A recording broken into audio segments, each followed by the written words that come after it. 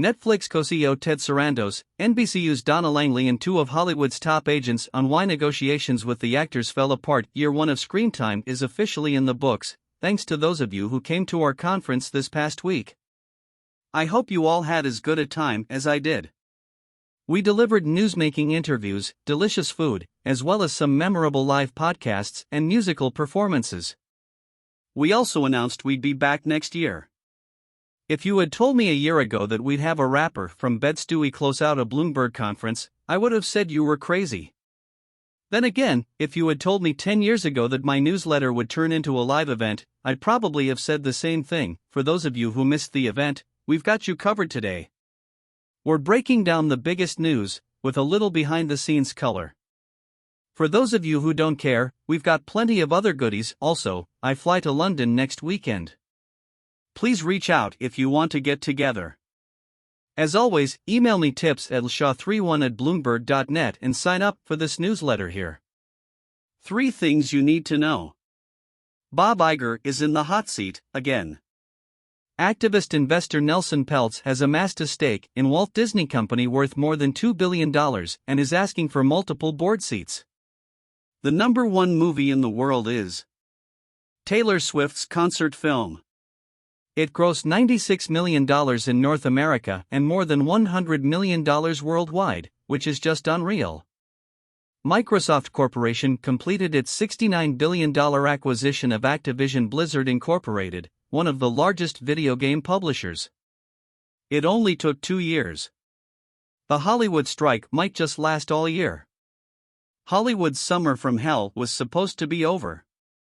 The writers and the studios cut a deal. The actors were expected to follow soon after. Not so fast.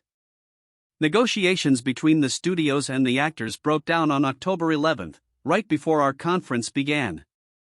Comcast Corporation's Donna Langley, one of the 4 studio chiefs leading the management side of the negotiations, was careful not to say too much about it that night. The studios had yet to issue an official statement.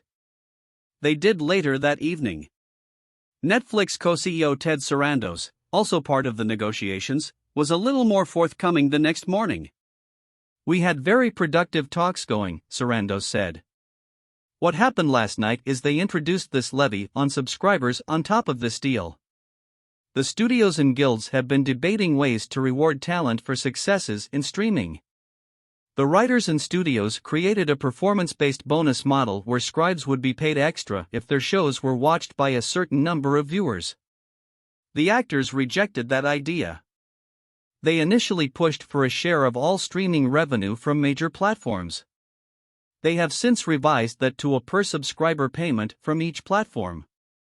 It just felt like a bridge too far to add this deep into the negotiation," Sarandos said. The Screen Actors Guild objected to Sarandos' characterization. President Fran Drescher said it was unfair that the studio chiefs walked out of the latest meeting. She also said the studios need to change their position on AI.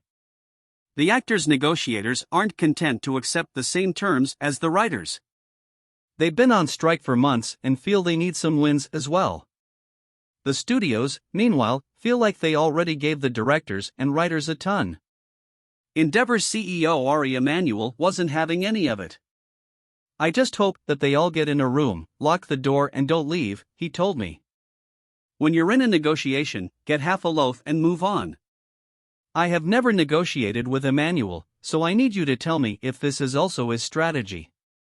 Creative Artists Agency CEO Brian Lord is already thinking about the next negotiation.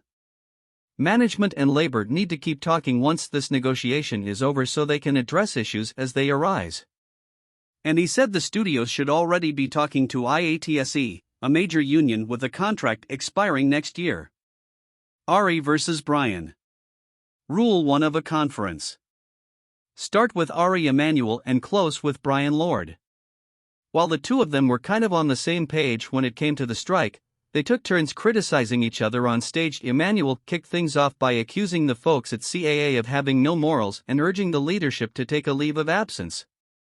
This was in response to a lawsuit in which an actress accuses CAA of failing to protect her from Harvey Weinstein and then telling her not to speak out. Lord called Emmanuel erratic and self-serving with his own moral shortcomings. You can see the full interview with Lord here and Emmanuel here. For those asking if I planned this, the answer is no. It's no secret that these two are compelling public speakers, it's why we invited them in the first place. But this wasn't an orchestrated reality TV event. Emmanuel didn't just reserve the fire for his rival. He also said Israeli leader Benjamin Netanyahu.